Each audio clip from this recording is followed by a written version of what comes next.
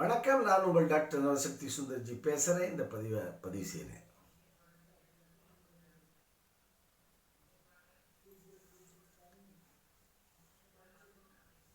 பெண்ணை பெற்றவர்களும் சரி, ஆணை பெற்றவர்களும் சரி, ஆணை பெற்ற அந்த பையனுடைய தாயாரோ தகப்பனாரோ இருக்காங்கன்னு சொன்னால், அவர்கள் தங்களுடைய மருமகளாக வர வேண்டியவள் குடும்ப பாங்காக நல்ல குடும்பத்தைச் சேர்ந்த பெண்ணாக வர வேண்டும். நன்கு சமைக்க தெரிந்தவளாக இருக்க வேண்டும். நன்கு பாடல் ஆடல் இவைகள் அறிந்தவளாக இருக்க வேண்டும். விருந்தினர்கள்லாம் வந்தாங்கன்னா அவர்களை உபசரித்து எல்லோருடையும் பழகக்கூடிய ஒரு தன்மை கொண்டவளாக இருக்க வேண்டும் என்று இவ்வளவு கண்டிஷன்ஸை போட்டு பெண்ணை தேடுகிறார்கள். மேலும் இது எல்லாவற்றிற்கும் மேலாக முத்தாய்ப்பாக அழகாக இருக்க வேண்டும். எப்படி இவங்களுடைய பிள்ளைக்கு பெண்ணை எப்படி சிருஷ்டிக்கிறாங்க? அழகாக இருக்க வேண்டும்.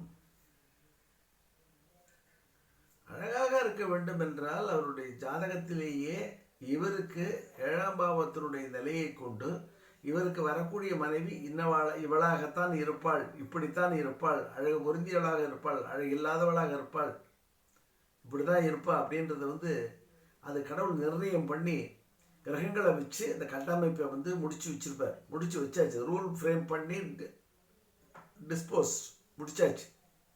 அப்படி இருக்கும் பொழுது புதிதாக நீங்கள் ஒரு ரூலை சட்டத்தை நிர்ணயம் செய்து கொண்டு நீங்கள் தேடினால் உங்களுக்கு எப்படி உங்கள் பையனுக்கு பொண்ணு கிடைக்கும்? கிடைக்காது. ரொம்ப கஷ்டம். நீங்கள் அந்த ஒரு பாயிண்ட்டை மட்டுமே வச்சுக்கிட்டு தேடிக்கிட்டே இருப்பீங்க. மற்ற பாயிண்டெல்லாம் உங்களுக்கு அடிஷ்னல் பாயிண்ட்டு. பயங்கரமாக படிச்சிருக்கணும், எக்கச்சக்கமாக படிச்சிருக்கணும், இவனுக்கு ஈக்குவலாக படிச்சிருக்கணும் அப்படின்றத வச்சு தேடுவீங்க. படிப்பு என்பதை முடிவு செய்யக்கூடிய கிரகம் புதன் தான். குருன்றவர் வேற, படிப்பு என்ற கிரகத்தை முடிவு செய்யக்கூடிய கிரகம் புதன் தான். அந்த புதன் 7ஆம் பாவத்தினுடைய சப்ளாடா வந்தால் தான் நல்லா படித்தவள், மேதையாக இருப்பாள், அறிவாளியாக இருப்பாள், உங்களுடைய பையனுக்கு ஈக்குவலாக படித்தவளாகவும் இருக்கும், இல்லை உங்கள் பையனுக்கு மேலே படித்தவளாக கூட இருக்கும். அமைவதற்கு வாய்ப்பு இருக்கு. புதன் வராமல் வேறு எந்த கிரகம் வந்தாலும் அதை நிர்ணயம் பண்ண முடியாது. அதே போல அழகாக இருக்க வேண்டும். அழகாக இருக்க வேண்டும். ஓகே, இயற்கை அழகா செயற்கை அழகா? இயற்கையாக அழகாக இருக்கிறதுன்றது ஒன்று இருக்குது. சாதாரணமாக வீட்டில் போய் அந்த பெண்மணி குளித்து விட்டு மஞ்சளை பூசிக்கொண்டு மஞ்சள்லாம் வச்சு தேய்ச்சி குளிச்சுட்டு எல்லாம் பண்ணிட்டு சாதாரண புடவையை கட்டிக்கிட்டு, நூல் புடவையை கட்டிட்டு, ஒரு குங்குமத்தை வச்சுக்கிட்டு வர்றவங்களை வாங்கன்னு கூப்பிட்டுட்டு, இல்லை சமையல் அறைக்கு சென்று சமைக்க சென்று அவள் பரிமாறும் பொழுது பார்த்திங்கன்னா அவளுடைய அழகே தனி. இது இயற்கையான அழகு. மற்றபடி நம்ம தான் இப்போ நிறைய பார்த்துட்டோம். கல்யாணத்தில் பார்த்துட்டோம், ரிசப்ஷனில் பார்த்துட்டோம். பார்த்திங்கன்னா ரொம்ப நிறமே இல்லாத பெண்களை கூட அவங்க நிறமாக காட்டக்கூடிய அளவில் ஃபேஷியல்லாம் பண்ணி அந்த போய் அதுக்குன்னு சில இதெல்லாம் இருக்குது, பியூட்டி பார்லர்லாம் இருக்குது. அங்கே போய் சென்று ஃபேஷியல்லாம் பண்ணி அழகு பண்ணிக்கிட்டு எவ்வளோ மேக்கப் கொடுக்கணுமோ அவ்வளோ கொடுத்தோன்னே பார்த்திங்கன்னா பொண்ணு இந்த கல்யாணத்துலேயும் ரிசப்ஷன்லையும் பார்த்திங்கன்னா அப்படி ஜொலிப்பாங்க.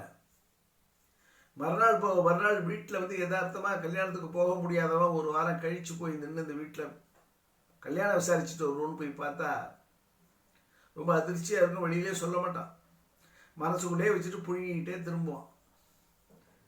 அது நம் அன்றாடம் இன்றைய தினம் வாழ்க்கையில் நாம் பார்த்து கொண்டிருக்கிற உண்மை. இயற்கை அழகு என்பது சந்திரனால் ஏற்படுகிறது. செயற்கை அழகு என்பது சுக்கரனால் ஏற்படுகிறது. சினிமாக்காரன் பூரா பார்த்தீங்களா, எல்லாம் பாதி பேர் பார்த்தீங்கன்னா இயற்கை அழகு கிடையாது. சினிமாவில் நடிகைகளாக இருக்கட்டும், நடிகர்களாக இருக்கட்டும், இயற்கையான அழகு என்பது கிடையாது, நிச்சயமாக கிடையாது. எல்லாம் செயற்கை அழகு தான். அதேபோல் செயற்கை அழகை கொடுக்கக்கூடியவர், செயற்கையான இன்பத்தை கொடுக்கக்கூடியவர், செயற்கையான கவர்ச்சியை கொடுக்கக்கூடியவர் யாருன்னு கேட்டிங்கன்னா சுக்கிரன். அவர் இருந்தாருன்னா அப்படி தான் கிடைக்கும், செயற்கை அழகு தான் கிடைக்கும். மேக்கப் லேடி தான் வருவா, மேக்கப்பை கலைச்சிட்டா ஒரிஜினல் இப்படி தான் இருக்கும். இவ்வாறாக சட்டத்திட்டங்களையும் இதையும் ரூலையும் கடவுள் ஃப்ரேம் பண்ணி எந்த கிரகம் எதை செய்யணும், எந்த பாவத்தில் எதை செய்யணும், எப்படி செய்யணும், எப்படி ஆக்ட் பண்ணணும் அப்படின்னு அந்த ரூலை ஃப்ரேம் பண்ணி முடித்து அவர் கடவுள் நவகிரகங்களை படைத்து நமக்கு கொடுத்துட்டார்.